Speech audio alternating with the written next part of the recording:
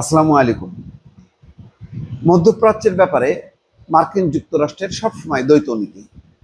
একদিকে তারা শান্তির কথা বলে, কূটনীতির কথা বলে, অন্যদিকে ইসরায়েলকে অব্যাহতভাবে উস্কানি দেয়। আজ পর্যন্ত ইসরায়েলের বিরুদ্ধে কোনো শক্ত পদক্ষেপ নেয়নি। অর্থাৎ ইসরায়েল মধ্যপ্রাচ্যে এই যে ব্যাপকভাবে হামাসের যে হামাসের উপর যে যুদ্ধ চালাচ্ছে এবং গাজা ধ্বংসস্তূপে পরিণত করেছে, প্রতিদিন ক্ষুধার্ত মানুষকে গুলি করে মারছে, সাধারণ মানুষকে, কোনো রকম কথা নেই। ইরানের উপরে নজিরবিহীন আক্রমণ করলো, কোনো কথা নেই। উল্টা আরো যুক্ত হইলো, সে হামলায় যুক্ত হয়ে এখন আবার বলতেছে বৈঠকের কথা। ইরানকে প্রশংসা করছে, ইরান বৈঠকে আসবে এবং ইরানকে চুক্তির শর্ত মানতে হবে, চাপ দিচ্ছে। কিন্তু সব তার বক্তব্যগুলো বা অবস্থানগুলো সবগুলো ইসরায়েলের পক্ষে। অর্থাৎ ইসরায়েলকে শক্তিশালী করছে, মারণাস্ত্র দিচ্ছে, বোমা দিচ্ছে, সেগুলো ছুটছে, আবার বলছে যে শান্তির কথা। এই হচ্ছে দ্বৈত নীতি। একটা শিরোনাম দেখে দর্শক এতগুলো কথা বললাম।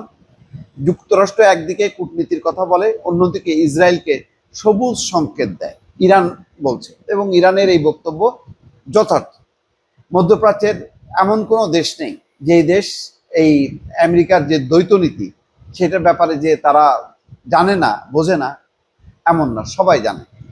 ইরানের পররাষ্ট্র মন্ত্রণালয়ের মুখপাত্র ইসমাইল বাঘাই বলেছেন, যুক্তরাষ্ট্র একদিকে কূটনীতির কথা বলে, আরেক দিকে ইসরায়েলকে সবুজ সংকেত দেয়, তারপরও কিভাবে যুক্তরাষ্ট্রের উপর বিশ্বাস থাকে। তিনি বলেন, যুক্তরাষ্ট্র কূটনীতি ধ্বংস করে দিয়েছে।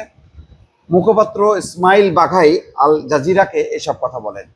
ভবিষ্যতে ইরানের সঙ্গে সম্পর্ক গড়ে উঠতে পারে, ট্রাম্পের এমন বক্তব্যের বিষয়ে প্রতিক্রিয়া জানতে চাইলে তা নাকচ করে দেন। এই সময় বাঘাই যুক্তরাষ্ট্রের মাসের পর মাস ধরে চলা পরস্পর বিরোধী বক্তব্যের কথা তুলে ধরেন। সাম্প্রতিক সময়ে যদি গত 1 মাসের কথা বলা হয়, দেখবেন যে কোনো কথার কোনো ধারাবাহিকতা নাই। 2 সপ্তাহ সময় দিল ইরানকে, 2 দিন পরে যুক্তরাষ্ট্র নিজেই হামলা চালাইল। পররাষ্ট্র মন্ত্রণালয়ের মুখপাত্র বলেন, তারা একদিকে কূটনীতির কথা বলে, আরেকদিকে ইসরায়েলকে ইরানে হামলার সবুজ সংকেত দেয়।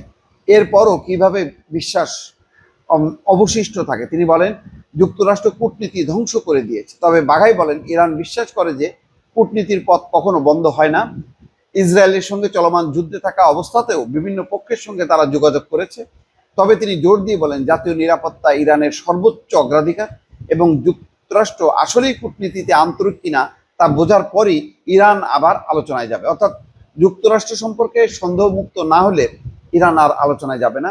এর আগে তারা আলোচনায় ছিল, আলোচনা চলা এমন না যে ভেঙে গেছে, আলোচনা ভাঙেনি, কিন্তু তার মধ্যে কিন্তু তারা হামলা চালিয়েছে।